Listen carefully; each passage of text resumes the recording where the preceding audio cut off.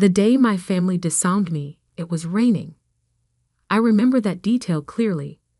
The way the water streamed down the windows of Harrison Industries' executive conference room, while inside, my father's face turned an alarming shade of red.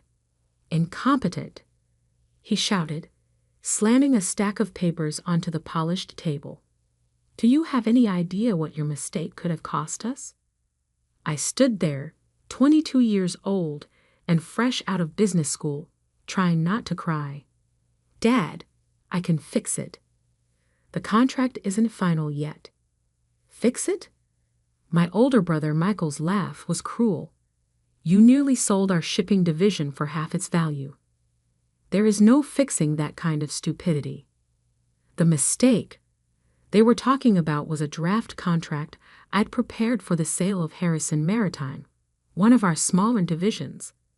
I'd accidentally used outdated valuation figures, ones that didn't include our recent fleet expansion. The error was caught before any real damage was done, but to hear my family tell it, I'd nearly destroyed a century of Harrison family business.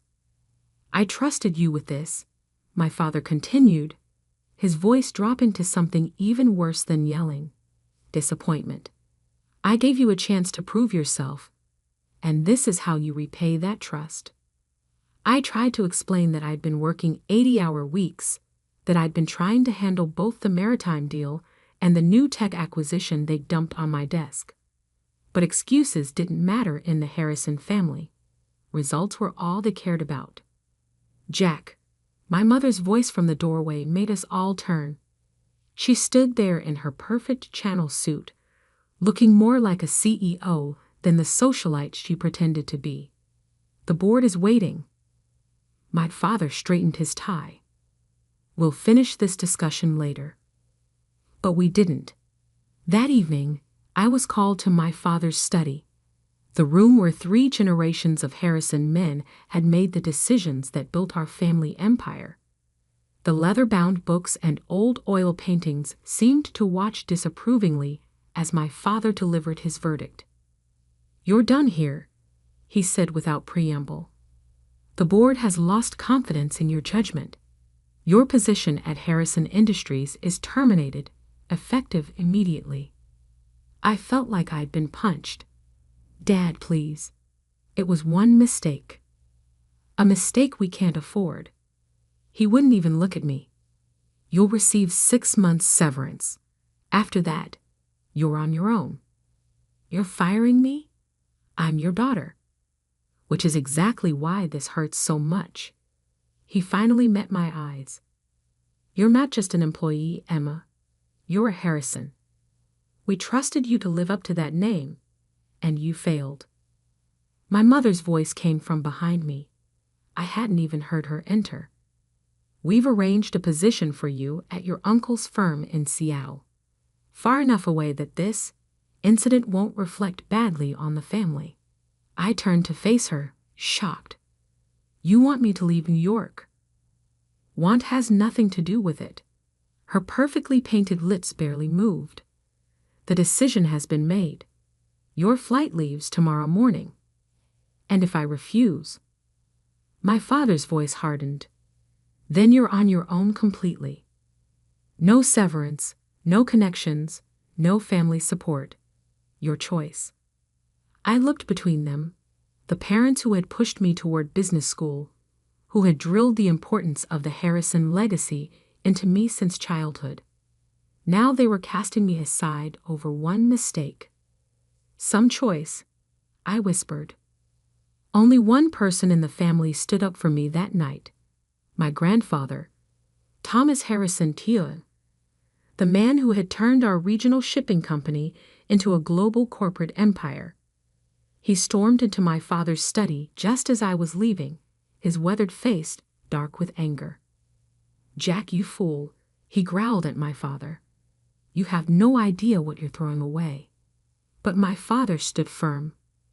"Dad, the board has already—" "The board?" Grandpa's laugh was bitter. "You mean those yes-men you surrounded yourself with? The ones who forgot what built this company in the first place. I had never seen my grandfather so angry. He turned to me, his expression softening. "Emma, dear, come stay with me. We'll sort this out." But I was already shaking my head. The humiliation was too fresh, the pain too raw. "No, Grandpa, they've made their choice." I left that night, ignoring my mother's carefully planned Seattle arrangement. The 6 months severance would be enough to start over somewhere, anywhere that wasn't under my family's shadow. What I didn't know then was that my grandfather had already set something in motion, something that wouldn't be revealed until 10 years later, when his will would turn the Harrison family upside down. That night, I checked into a hotel using my personal credit card, soon to be my only credit card, once my corporate accounts were frozen. I sat on the generic floral bedspread and opened my laptop, staring at the draft contract that had supposedly destroyed my future. Except, something wasn't right. I had worked on dozens of contracts during my brief time at Harrison Industries. I knew my own writing style, my own formatting preferences. This contract was different. Small things, spacing, font choices, even some of the language, were off. With trembling fingers, I pulled up the original file from my secured backup drive. The differences were subtle but unmistakable. Someone had altered my work before it reached the board. Someone had wanted me to fail. I thought about my brother Michael's smirk, the way he had been so quick to condemn my mistake, the way he had positioned himself as the only competent heir to the Harrison empire. My grandfather's voice echoed in my head. "You have no idea what you're throwing away." But maybe I did. Maybe I understood exactly what had happened, and why. I closed my laptop and walked to the window, watching the city lights blur through the rain. 10 years ago, my great-grandfather had passed control of Harrison Industries to my grandfather instead of his older brother, a decision that had shocked the business world. History, it seemed, had a way of repeating itself in our family. My phone buzzed. A text from my grandfather. "Nothing is what it seems, Emma. Watch. Wait. Learn." I took a deep breath, making a decision that would shape the next decade of my life. I would not run to Seattle. I would not fade quietly into obscurity. I would watch. I would wait. And most importantly, I would learn exactly how deep this betrayal went. What my family didn't know, what even my grandfather couldn't have predicted, was that their mistake was about to turn into their worst nightmare. Because the contract I had actually prepared, the one that had been altered without my knowledge, it contained a hidden clause, a small but crucial detail that would only become apparent years later. A detail that would give me control of Harrison Maritime's most valuable assets, right when the family needed them most. I smiled at my reflection in the rain-streaked window. They thought they were teaching me a lesson about failure. Instead, they were about to learn one about underestimating the wrong person. My grandfather's next text arrived just as I was falling asleep. "Remember, dear, in business, as in chess, the queen is the most powerful piece on the board, even if some fools think she's just a pawn." I didn't understand his message then, but I would. Oh, how I would. 10 years is a long time to wait for revenge. But my grandfather taught me that patience was worth more than gold in the business world, and he was right.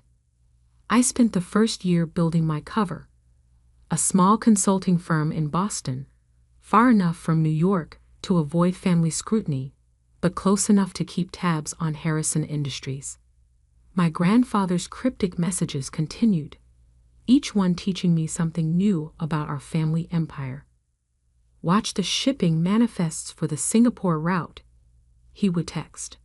Or, Pay attention to the Anderson merger terms. Small breadcrumbs that helped me understand the bigger picture. The mistake that got me fired? It wasn't just about the maritime division. That contract had been a test. One designed to show the board that I wasn't fit to lead. What my brother Michael hadn't realized was that I had left my own test hidden in the fine print. Clause 23.4, subsection B, buried in the technical specifications. In the event of division restructuring or transfer of assets, original signatory maintains first right of refusal on all Pacific Rim shipping routes and associated infrastructure. A clause that would mean nothing for years, until Harrison Industries decided to restructure their entire shipping operation, which, according to my grandfather's intelligence, was exactly what they were planning. I built my new life carefully, layer by layer. My consulting firm, Phoenix Maritime Solutions, specialized in shipping logistics and port management. We were small but efficient, earning a reputation for solving complex problems that bigger firms couldn't handle. My brother Michael, meanwhile, was living the life of the chosen heir. I watched from afar as he appeared in business magazines, accepting awards and making grand promises about Harrison Industries' future. Our parents beamed in every photo, the perfect corporate family. Only my grandfather seemed to see through the facade. "Your brother's latest acquisition is built on sand," he told me during one of our secret meetings, always in small cafes far from Manhattan. "He's leveraging the company's future on short-term gains." I nodded, stirring my coffee. The Asian expansion? Smoke and mirrors. Grandpa's eyes twinkled. He's using the maritime division's assets as collateral, thinking they're worth more than they are. Because he never understood the real value was in the routes, not the ships, I finished. Exactly. He reached into his briefcase. Now, about those route licenses coming up for renewal. We spent the next hour reviewing documents that would have made my father's blood pressure spike. My grandfather wasn't just keeping me informed. He was teaching me how to take back what was rightfully mine. The years passed. I grew Phoenix Maritime Solutions into a respected name in the industry, though I stayed carefully out of the spotlight. My employees were handpicked, loyal, and well compensated for their discretion. None of them knew about my connection to Harrison Industries. I dated occasionally, but never seriously. The last man I trusted with my real identity had run straight to my brother with the information. After that, I kept my personal life as carefully controlled as my business one. My parents sent obligatory Christmas cards to my Boston address, cards I never responded to. Each year, they included a note about how well Michael was doing, how the company was thriving under his leadership.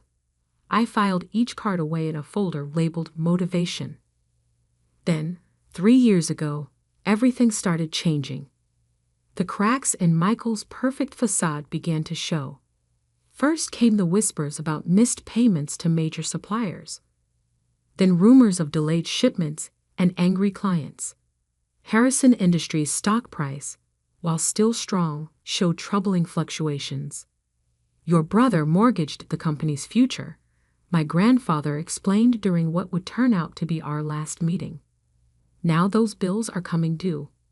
He looked tired that day, more so than usual. I should have recognized it as a warning sign. "The board is starting to ask questions," he continued. "About the maritime division especially. The restructuring plan. Will trigger my clause," I finished, "if they try to sell off or reorganize the shipping routes. You'll have first right of refusal." He smiled proudly. "The clause they never noticed, hidden in the contract they used to destroy you." 2 months later, my grandfather had a stroke. The doctors said it was quick, painless. The official announcement praised him as a titan of industry. the man who built Harrison Industries into a global power. I attended the funeral, of course, standing in the back of the church, watching my family play their roles of grieving heirs. Michael gave a touching eulogy about learning business at our grandfather's knee. I nearly laughed out loud at that. The only thing Michael had learned from Grandpa was how to take credit for other people's work. My parents saw me, but didn't approach. Maybe they were ashamed. More likely, they were worried I would cause a scene. I left before the reception, driving straight to my lawyer's office. "Your grandfather's will reading is scheduled for next week," she informed me. He was very specific about the timing. I nodded, unsurprised. Everything about my grandfather was specific and carefully planned. "All major shareholders and family members are required to attend in person," she continued. "No proxies allowed." Again, typical Grandpa. He would want everyone there to witness whatever he had planned. The next week passed in a blur of preparation. I reviewed every document, every contract, every piece of information my grandfather had shared over the past decade. Phoenix Maritime Solutions was positioned perfectly, cash reserves high, credit lines secure, relationships with key players solidified. The morning of the will reading, I dressed carefully in a charcoal gray suit that cost more than my entire wardrobe from my Harrison Industries days. My hair was elegantly styled, my makeup perfect. No one looking at me would see the scared 22-year-old who had fled in the rain 10 years ago. As I drove to the lawyer's office, my phone buzzed with an alert.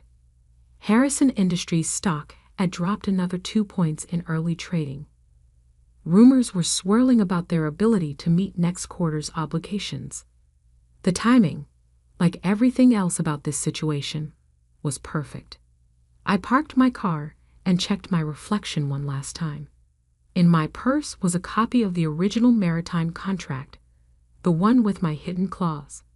In my briefcase were documents proving every mistake, every misstep, every bad decision my brother had made while playing corporate emperor. And in my head was 10 years' worth of knowledge about Harrison Industries operations, knowledge that was about to become very, very valuable. I stepped into the elevator, watching the floor numbers climb. My grandfather's last text message played in my mind. The game is won before the first piece moves. The doors opened onto a floor full of familiar faces frozen in shock. My father dropped his coffee cup. My mother's perfect mask cracked. And my brother Michael, the golden child, the chosen heir, turned white as a sheet. "Hello, family," I said calmly. "Shall we begin?" The conference room at Caldwell and Associates law firm crackled with tension. My family had arranged themselves exactly as I expected. Michael at the head of the table, our parents flanking him like royal advisors. The board members filled the remaining seats, all carefully avoiding my gaze. Mr. Caldwell, my grandfather's personal attorney for over 40 years, cleared his throat. "Before we begin, I should note that Thomas was very specific about the order in which his will should be read. He left detailed instructions." Yes, Michael interrupted. "Can we get on with it? Some of us have a company to run." I bit back a smile. In a few minutes, that statement would be hilariously ironic. Mr. Caldwell opened an envelope, his expression carefully neutral. "Very well. This is the last will and testament of Thomas Harrison AI. The first few items were standard: personal belongings to various family members, charitable donations, arrangements for his staff." My mother dabbed at her eyes with a monogrammed handkerchief when he left her his antique jewelry collection. My father nodded approvingly at the size of the charitable endowments. Then came the part everyone was waiting for. Regarding Harrison Industries, Mr. Caldwell paused, adjusting his glasses. The situation is complex. Michael leaned forward. Complex how? The succession plan was clear. As CEO, as interim CEO, Mr. Caldwell corrected. Your position, like many things, was temporary pending the reading of this will. The room went silent. I watched the color drain from my brother's face as Mr. Caldwell continued reading. To my grandson, Michael, I leave these words of wisdom. Power without understanding is like a ship without a rudder. You sought control, but never learned why our company worked. You chased growth without appreciating the foundation that supported it. And most tragically, you betrayed your own sister to advance yourself. Michael shot to his feet. This is ridiculous. I didn't. Sit down, Mr. Caldwell said firmly. There's more. He pulled out another document, one I recognized, my original maritime contract. 10 years ago, a contract was deliberately altered to discredit Emma Harrison and force her removal from the company. I have here the original document, along with proof of who made those alterations. My father's face had turned an interesting shade of purple. That's ancient history. The board's decision was based on falsified evidence, Mr. Caldwell finished. Evidence that Michael provided after tampering with his sister's work. The board members began murmuring among themselves. I noticed several of them eyeing the exits. Furthermore, Mr. Caldwell continued, the original contract contained a clause that becomes particularly relevant now. Emma, would you like to explain? All eyes turned to me. I stood slowly, smoothing my suit jacket. Clause 23.4, subsection B, gives the original signatory, me, first right of refusal on all Pacific Rim shipping routes and associated infrastructure in the event of division restructuring. Which means nothing, Michael snapped. We're not restructuring the maritime division. Actually, I pulled out my phone, displaying the morning stock alerts. You are. The Singapore deal you announced last week? The one meant to save the company from the debt you've accumulated. It can't happen without restructuring the shipping operations. Which means you need my approval. I finished. And you won't get. The room erupted in chaos. Board members were already on their phones, likely calling their lawyers.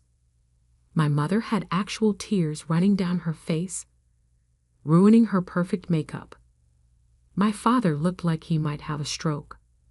Mr. Caldwell raised his voice over the din. There's more. From his briefcase, he produced a thick folder. Thomas Harrison's majority shareholding in Harrison Industries is hereby transferred in its entirety to his granddaughter, Emma Harrison. The silence that followed was deafening. Additionally, he continued, all voting rights associated with the family trust shares are to be exercised by Emma Harrison, effective immediately. Michael collapsed back into his chair. This can't be legal. Dad, do something.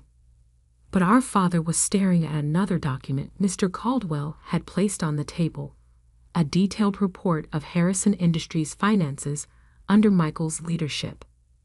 Your grandfather spent the last 10 years documenting every mistake, every poor decision, every instance of mismanagement. Mr. Caldwell explained. He worked closely with Emma to understand the true state of the company while you were all believing your own press releases. I stepped forward, placing my own folder on the table. Phoenix Maritime Solutions, my company, has spent years building relationships with the clients you've been neglecting. We've secured contracts you didn't even know were available. And now you own us, my father whispered. No, I corrected. I own what's mine. What should have been mine 10 years ago, before you chose to believe lies over truth? Mr. Caldwell cleared his throat. There's one final item. A letter Thomas wanted read aloud. He opened a sealed envelope and began reading. To my family. Power doesn't come from titles or boardroom theatrics. It comes from understanding. Understanding your business, your people, and most importantly, yourself. 10 years ago, you cast aside the one person who truly understood what made Harrison Industries work. You chose flash over substance, greed over growth, betrayal over loyalty. Emma didn't just survive your betrayal, she thrived despite it. While you were all watching Michael play CEO, she was learning every aspect of this industry. She built her own success while watching you destroy your inheritance. Consider this my final lesson in business. True leadership isn't about who can grab power fastest. It's about who can wield it wisely. Emma, the company is yours. Make it what it should have been all along. To the rest of you, learn from this if you can. With love and disappointment in equal measure, Thomas Harrison A.E. Michael was the first to break the silence. You planned this. All of it. You and Grandpa. No, I cut him off. You planned this the day you decided to forge documents to destroy my career. Grandpa and I just made sure you'd face the consequences. I turned to the board members. A car is waiting outside to take you to Phoenix Maritime's offices. My team will brief you on the restructuring plan we've developed. Those who wish to remain with the company will have the opportunity to prove their value. Those who don't, I smiled. Well, I hear my brother will be looking for work soon. You can't just walk in here and take over, my father protested weakly. Actually, that's exactly what I'm doing. I gathered my documents. The shareholders' meeting is in 1 hour. I suggest you all decide whose side you're on before then. I headed for the door, then paused. Oh, and Michael? Clear out your office by 5. I'm moving in tomorrow. The next few weeks were exactly what you'd expect when a decade of mismanagement comes to light. The press had a field day with the story. Harrison Harris returns. The greatest corporate comeback in history was my personal favorite headline. The shareholders, seeing the detailed plans I'd developed with my grandfather, overwhelmingly supported the transition. Harrison Industries' stock price stabilized, then began to climb as we implemented changes. Michael, predictably, tried to sue. His case fell apart when our father, finally facing the truth about his chosen heir, testified about the document forgery from 10 years ago. My mother attempted reconciliation in her own way. Lunch invitations, shopping offers, suggestions that we should all just move forward as a family. I declined every invitation. Some bridges, once burned, should stay ashes. 1 month after taking control, I stood in my grandfather's old office, my office now, looking out over the city. On my desk sat the contract that had started everything, framed as a reminder that sometimes losing is just winning in disguise. My phone buzzed, a text from an unknown number. I opened it to find a photo of my grandfather, taken the day he caught Michael altering my work. He'd kept it all these years, waiting for the right moment.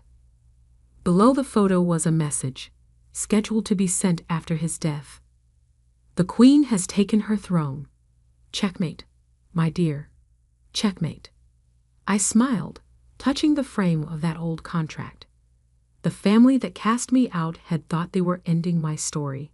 Instead, they had only written its beginning. And now, finally, they understood exactly what they had thrown away.